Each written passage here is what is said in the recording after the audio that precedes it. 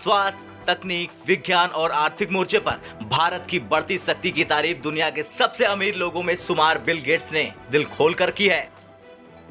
Bill Gates का मानना है कि दुनिया के तमाम देश अगर भारत से सीख ले तो बड़ा बदलाव आ सकता है। बिल गेट्स ने भारत और पीएम मोदी के नेतृत्व की तारीफ करते हुए कहा कि भारत की विकास यात्रा को लेकर bill and Melinda Gates foundation ने एसडीजी यानी सस्टेनेबल डेवलपमेंट गोल्स की दिशा में हुई प्रगति पर एक रिपोर्ट जारी की है। इस रिपोर्ट में गरीबी और भुखमरी करने, आर्थिक विकास हासिल करने, साफ पानी और शौचालय तक सबकी पहुंच सुनिश्चित करने और दूसरे प्रयासों का जिक्र है। रिपोर्ट दर्शाती है कि इन मसलों पर दुनिया में मौजूदा स्थिति ठीक नहीं है और इन लक्ष्यों की ओर बढ़ती दुनिया की गाड़ी पटरी पर उतर चुकी है। मगर फिर भी भारत ने जो प्रगति और जैसी लीडरशिप दिखाई है, अगर दुनिया के देश भारत से सीखें तो तस्वीर बदल सकती है। एसडीजी रिपोर्ट में अलग अलग सेक्टर में भारत के मजबूत कदम का जिक्र है। रिपोर्ट में बताया गया है, कोरोना महामारी के दौरान दुनिया भर में बांटे गए हर 5 टीकों में से 2 भारत में बने हुए थे। महामारी के दौरान 2021 के शुरू में सप्लाई की कमी के बावजूद भारत में बने टीकों की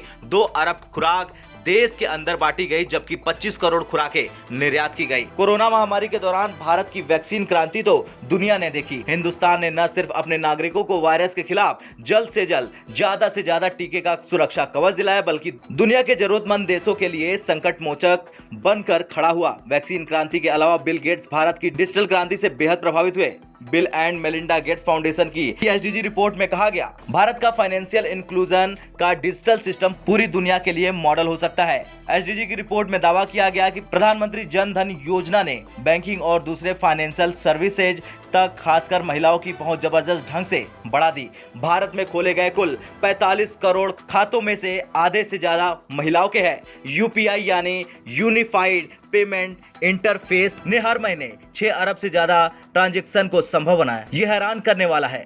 यही नहीं, आधार आइडेंटिफिकेशन सिस्टम और डिजिटल पेमेंट की बदौलत महामारी के दौरान 30 करोड़ से ज्यादा लोगों तक डिजिटली राहत राशि पहुंचाई जा सकी। भारत की डिजिटल क्रांति का असर महज खाता खोलने या फिर ट्रांजैक्शन तक ही सीमित नहीं रही, बल्कि भारत ने डिजिटाइजेशन के जरिए हेल्थ सेक्टर का रूप बदल दिया। एसडीजी रिपोर्ट में बताया गया, कोविड-19 वैक्सीन की 2 अरब डोज देने और उसे प्रमाणित करने में मदद करने वाले कोविन डिजिटल प्लेटफॉर्म को अब और बढ़ाया जा रहा। आयुष्मान भारत डिजिटल मिशन का भी विस्तार किया जा रहा, ताकि लोगों की पहचान करने से लेकर पेमेंट, रिकॉर्ड स्टोरेज और कम्युनिकेशन तक की डिजिटल व्यवस्था की जा सके। इससे फ्रंटलाइन वर्कर्स के लिए पेमेंट लेवल डेटा इकट्ठा करना आसान हो जाएगा।